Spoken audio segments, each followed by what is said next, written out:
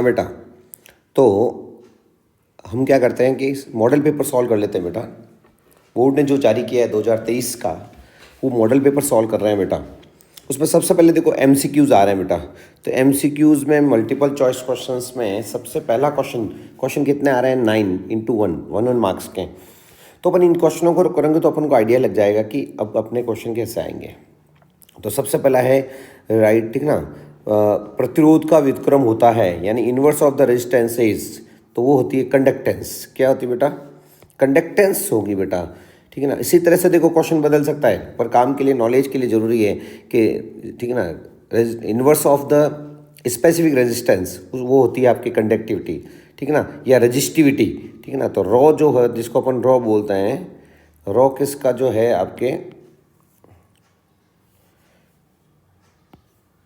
रो जो है, रो ये जो है कप्पा होती है इन्वर्स किसकी, रॉ की। लेकिन कंडक्टेंस जो है किसकी इन्वर्स होती है बेटा, रेजिस्टेंस की, ठीक है। प्रतिरोध का उल्टा क्या होती है, चालकत्व। ओके, इसी तरह से कोई एग्जांपल क्वेश्चन है, प्रथम कोटि भी करेगी, अर्धआयु निम्न से किस पर निर्भर करती है। तो अर्धआयु का फॉर्मूला आप सब बच्चों को पता है कि K1 होता है 0.0693/T½ याद करो। तो ये देखो इन्वर्स, ये है रेट कांस्टेंट K1, इस पर डिपेंड करती है, ठीक है ना। या फिर यूँ आ सकता है कि किस पे डिपेंड नहीं करता है, तो याद रखना वो इनिशियल कंसंट्रेशन पर, ठीक है ना, उस पर डिपेंड, क्रिया कारक सांद्रता पर डिपेंड, प्रारंभिक सांद्रता डिपेंड नहीं करता है, बाकी वेग स्थिरांक पर डिपेंड करता है। ये रहा इसका फॉर्मूला। फर्स्ट ऑर्डर का हाफ लाइफ इंपॉर्टेंट भी है बेटो। इसी तरह से अपन चलते हैं, जीरो ऑर्डर की हाफ लाइफ पूछ लेवे, तो जीरो ऑर्डर की हाफ लाइफ डायरेक्टली प्रोपोर्शनल होती है इनिशियल कंसंट्रेशन के, ठीक है ना, ध्यान रखना। नेक्स्ट क्वेश्चन है, किसी अभिक्रिया कभी अभिक्रिया की सांद्रता पर निर्भर नहीं करता, तो उस अभिक्रिया की कोटि क्या होगी। If the rate does not depend on the concentration of the reactant पे जब रेट डिपेंड ही नहीं करती है, इंडिपेंडेंट होती है, तो याद करो कौन सी ऑर्डर होती है, जीरो ऑर्डर। ऐसी रिएक्शनों को क्या बोलते हैं, जब when the rate reaction not depend on the reactants, it is called zero order reaction बेटो। इसी तरह से अगला क्वेश्चन है, सल्फाइड आयस्क को के ऑक्साइड में बदलना है। सल्फाइड आयस्क को ऑक्साइड में बदलने के दो ये हैं आपके, एक तो रोस्टिंग यानी निस्तापन और भर्जन दोनों हैं, ठीक है ना। लेकिन सल्फाइड पर्टिकुलर आयस्कों के लिए रोस्टिंग ज़्यादा काम आती है बेटा। कौन सा आएगा इसमें, रोस्टिंग, ये भर्जन, सल्फाइड आयस्कों को बदलना है। और एक निस्तापन भर्जन में एक क्वेश्चन वहाँ आ सकता है, बड़े क्वेश्चनों में ध्यान ही है आपको। इसी तरह से हाइपोफॉस्फरस एसिड, क्या फॉर्मूला हाइपोफॉस्फरस एसिड का, H3PO2। H3PO2 की बेसिसिटी क्या होती है, तो 1। कैसे निकली, तो आप स्ट्रक्चर बना सकते हो बेटा ऐसे। कैसे स्ट्रक्चर इसका कैसे बनेगा, structure P double bond OH OH और OH, आराम से। इसमें ये दोनों H बॉन्ड है, क्या है, तो एक्टिव एक ही होता है, ये होता है हाइपोफॉस्फरस एसिड। मान लीजिए दूसरे वाले पूछ ले, जैसे H3PO, ठीक है ना, H3PO3 जो है वो है ऑर्थोफॉस्फरस एसिड, H3PO4 है, इसकी बेसिसिटी 2, इसकी 3, इसकी क्या हुई, ओनली एक्टिव हाइड्रोजन 1 होता है। इसी तरह से बेटो बाइडेंटेड लिगेंड कौन सा है, ऑक्सलेटो, जिसमें 2 डोनर एटम होता है। बाइडेंटेड, द्वितंतु का मतलब क्या होता है, डाइडेंटेड। इसका स्ट्रक्चर बनाएं तो ये देखिए आप, बाइडेंटेड लिगेंड क्यों है पता चल जाएगा। O पे माइनस चार्ज, O पे माइनस चार्ज, ये इधर से भी डोनेट कर रहा है, इधर से भी डोनेट कर रहा है, ये हो गया आपके बाइडेंटेड लिगेंड। इसी तरह से और बाइडेंटेड का एग्जांपल है वो तो EN भी बाइडेंटेड होता है।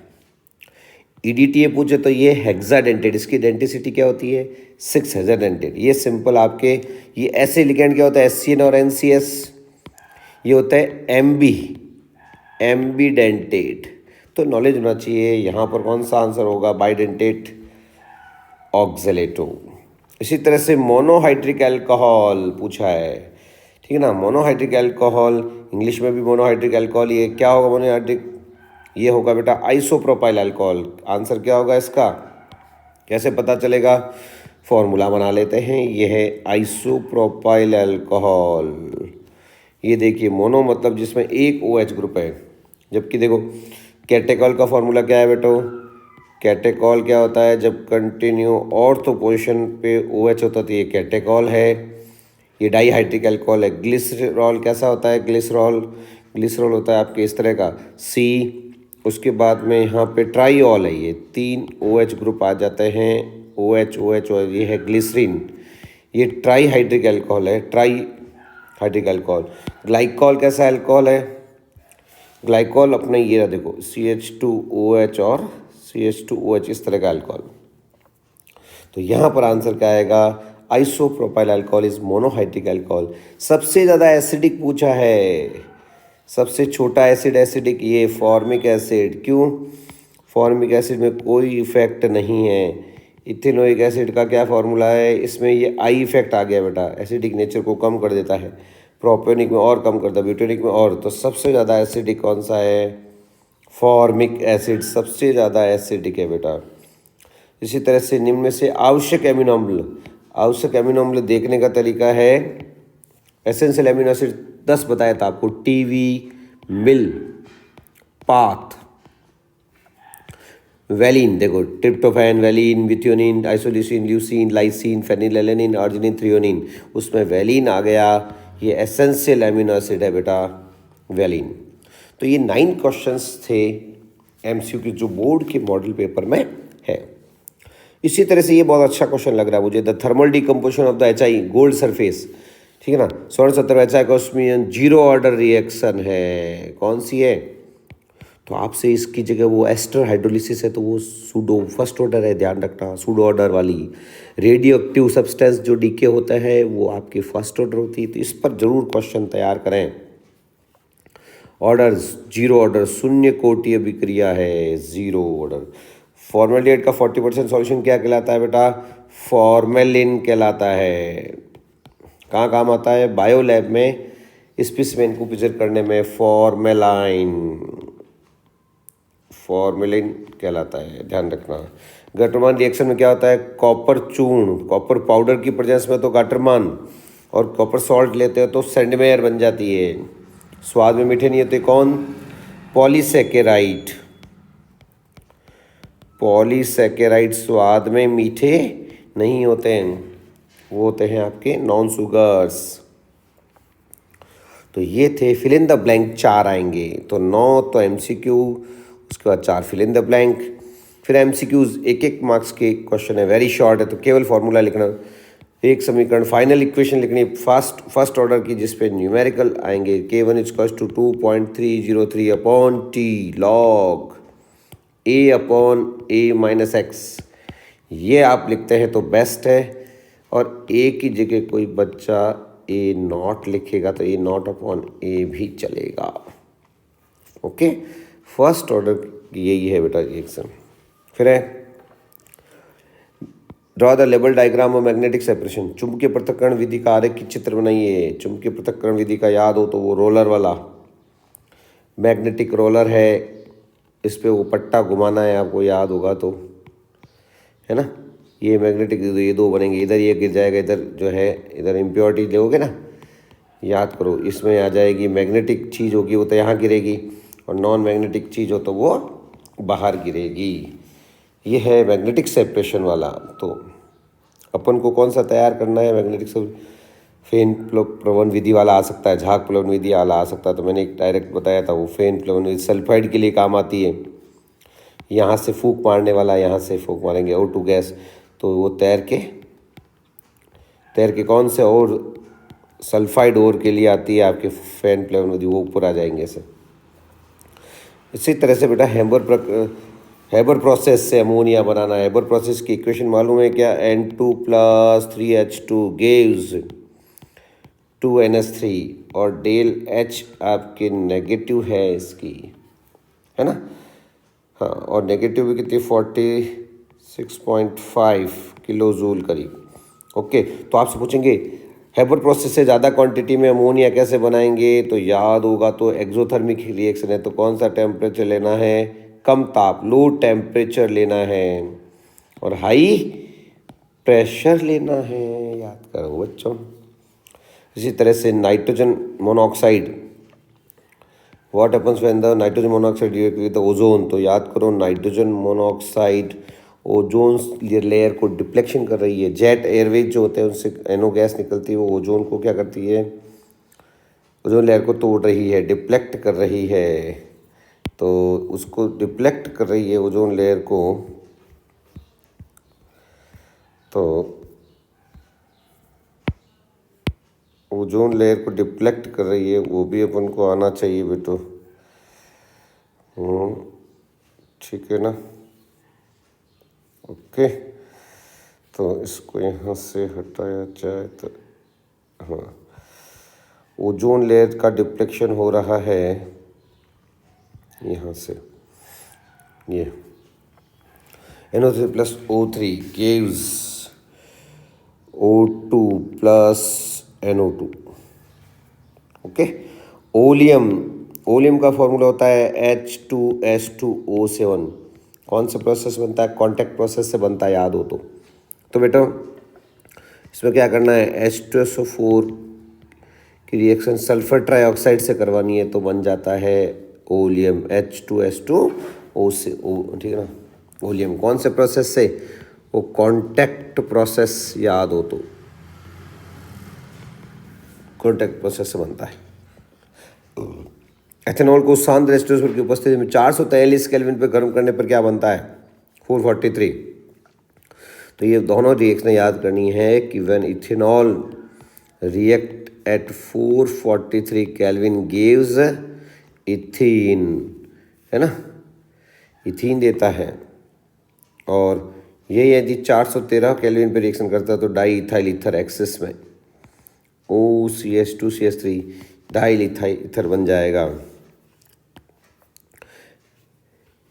Arrange following in the increasing order of, ठीक है ना। तो tertiary butyl alcohol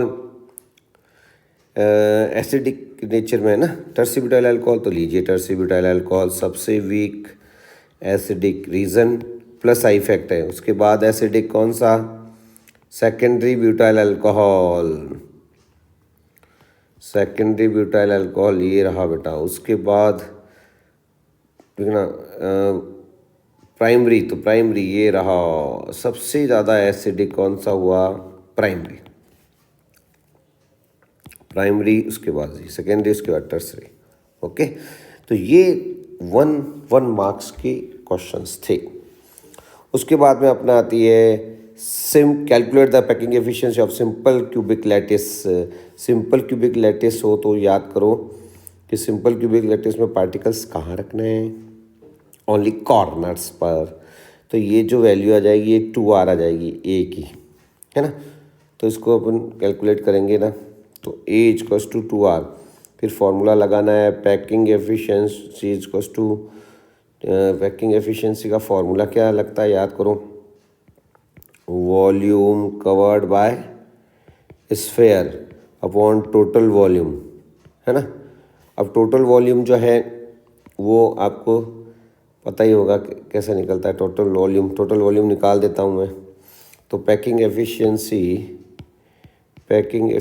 equal to 4/3 pi R cube upon 2R का होल क्यूब, है ना।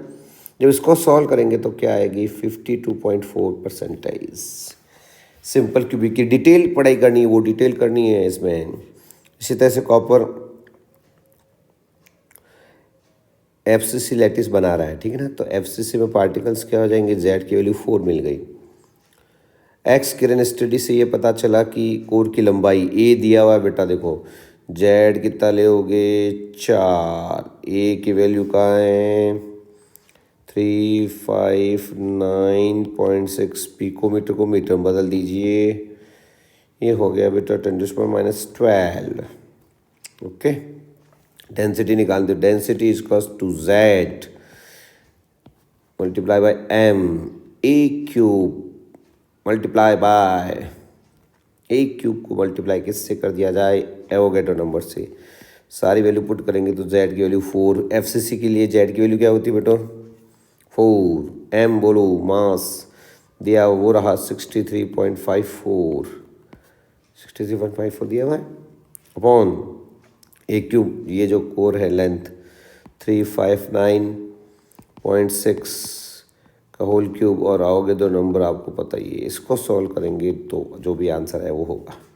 तो बेटा आना चाहिए इस तरह से लिखा हुआ। सिंपल सा पेपर दिया है, बहुत ही ज़्यादा ऊपर ऊपर की पढ़ाई है, इसमें कुछ भी नहीं है ज़्यादा। डेंसिटी निकालनी थी, डेंसिटी अपन ने निकाल दी है बच्चों।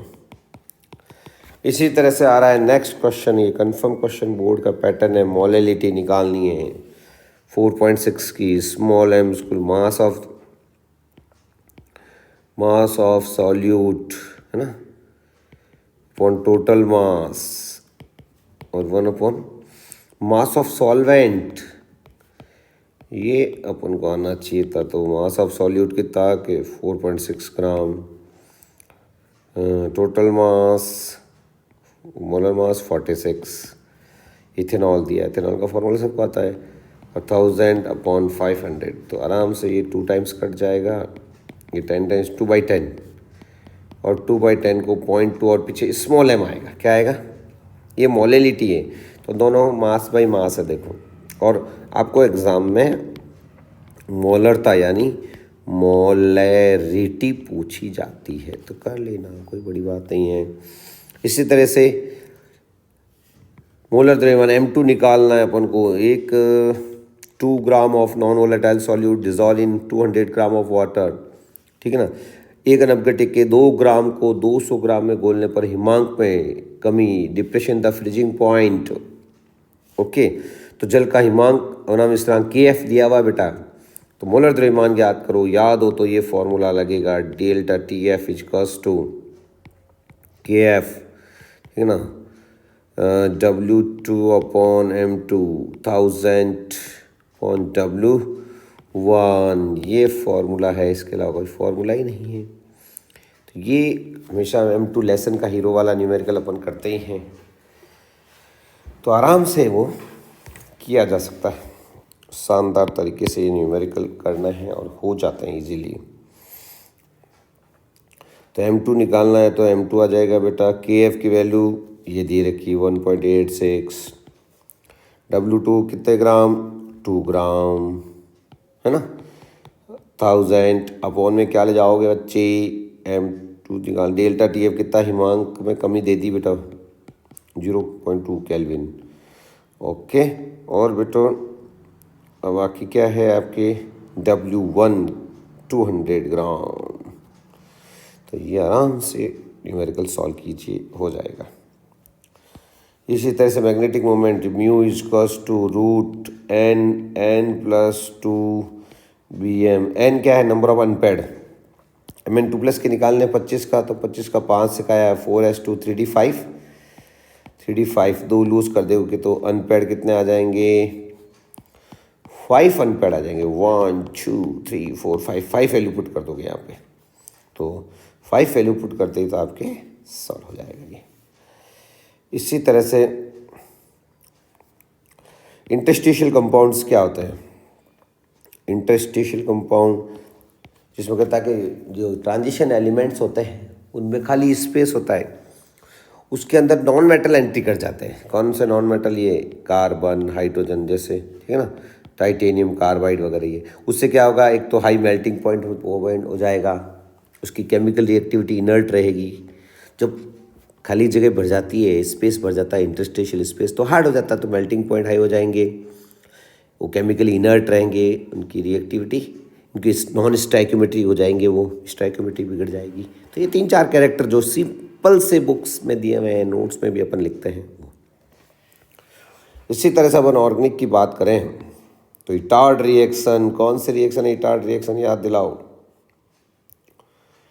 इटार्ड रिएक्शन कौन सी रिएक्शन है बेटो? वही देखिए इधर, इटार्ड रिएक्शन में व्हेन एनिलीन ये टोलुइंस और react with chromyl chloride CrO2Cl2, तो बीच में तो एक कॉम्प्लेक्स बनाते हैं अपन क्रोमिन, ठीक है ना, और CrO2Cl2, ठीक है।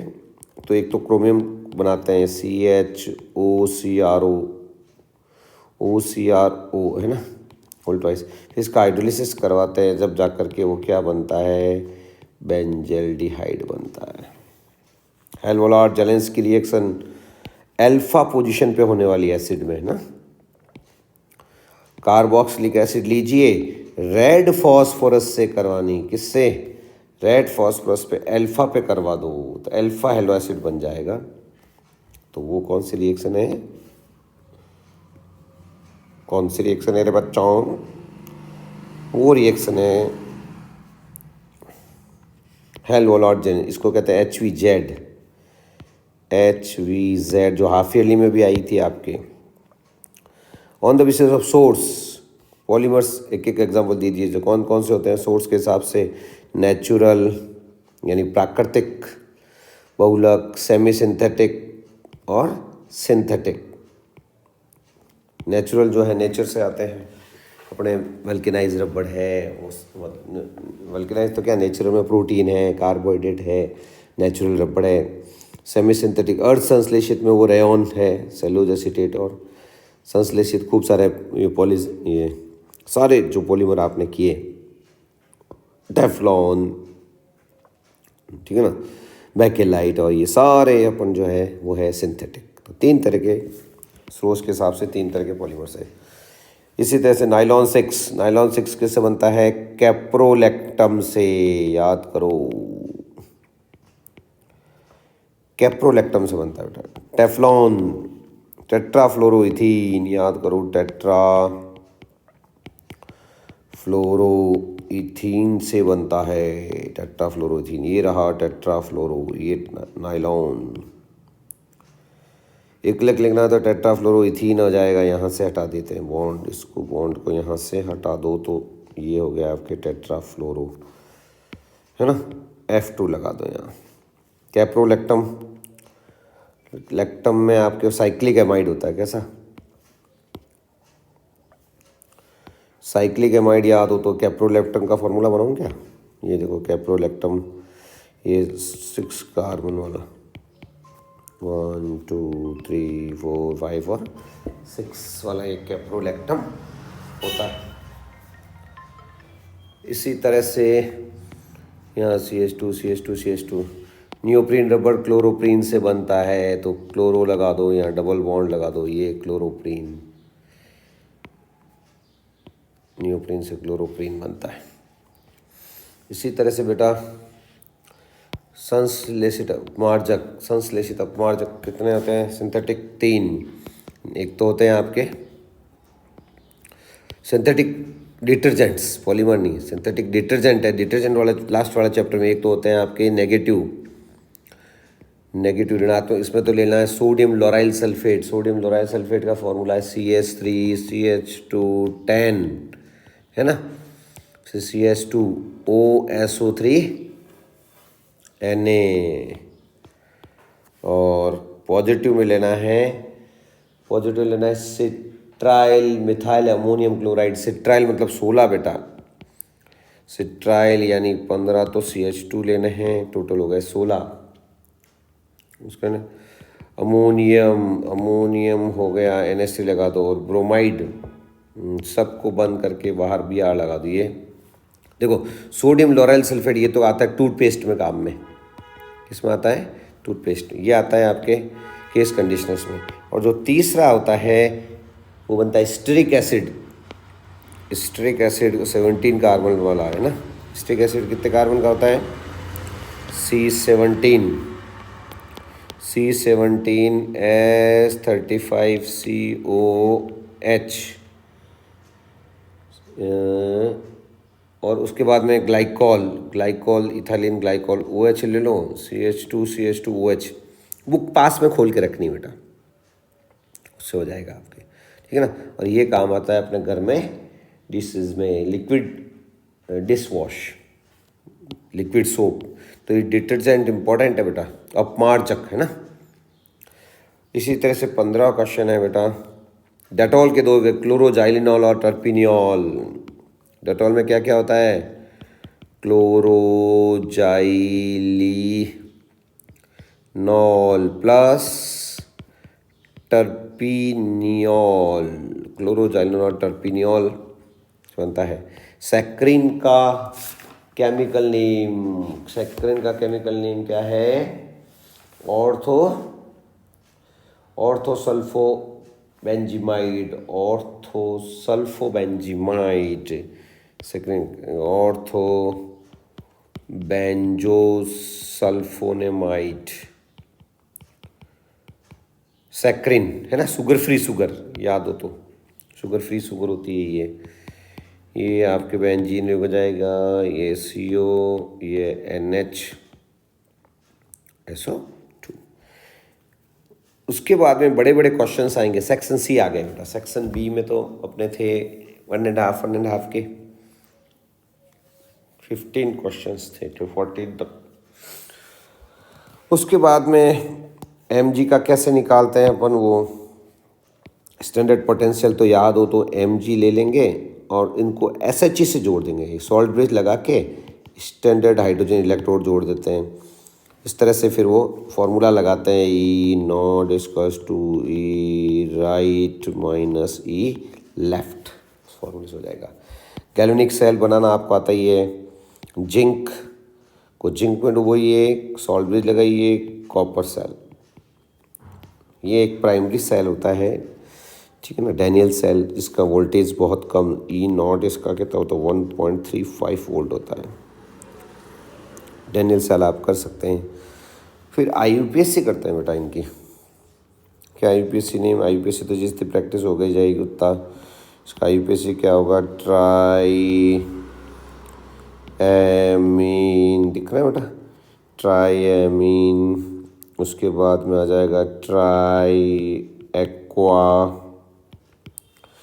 ट्राइएमीन, ट्राई एक्वा, क्रोमियम,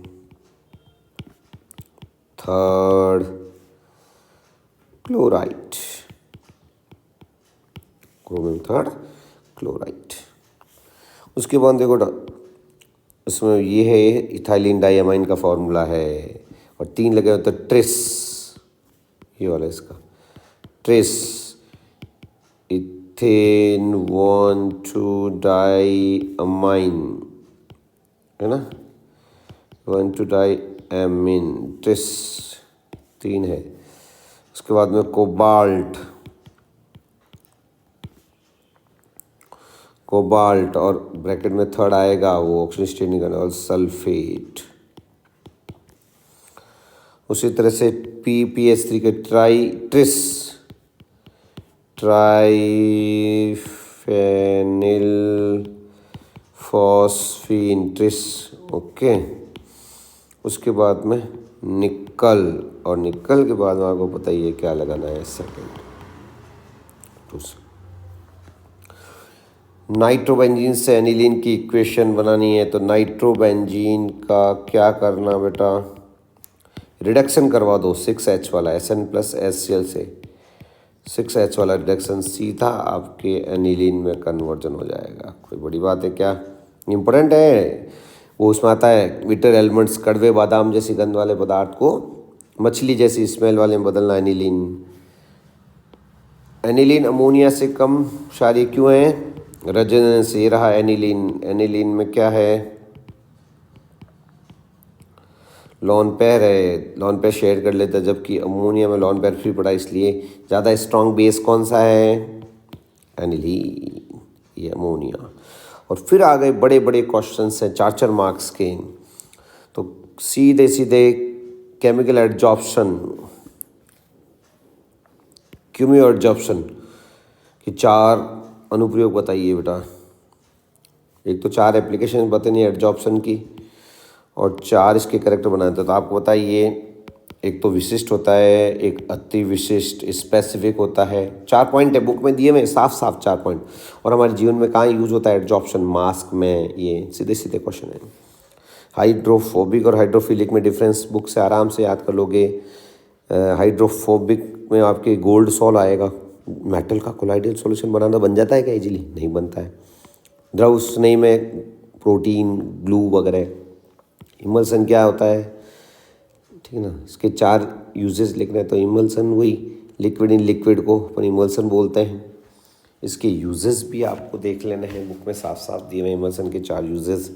तो ये सीधा क्वेश्चन है, इसमें कोई बड़ी बात नहीं है। SN और SN2 में डिफरेंस सबको आता है, पढ़ के जाना ही जाना होता है। बॉइलिंग पॉइंट ज़्यादा क्यों होते हैं हेलो एल्केन्स के? इसका रीज़न हाइड्रोजन बॉन्ड होता है और मास पोलर, एक तो एक्चुअली पोलर नेचर ज़्यादा है हेलोजन। क्वेश्चन को ढंग से पढ़ेंगे हो जाएगा। क्लोरोबेंजीन की हेलोजिनेशन रिएक्शन ऑर्थो पैरा पे करानी है, हेलोजिनेशन सल्फोनेशन। डीडीटी का यूपीएससी नेम क्या है बेटा? वही डाई क्लोरो डाई फिनाइल है ना, ट्राई क्लोरो इथेन, ये लाइथेन और ये 3 क्लोरो लगा दो यहाँ पे, ये हो गया डीडीटी का फॉर्मूला हो गया। ओके।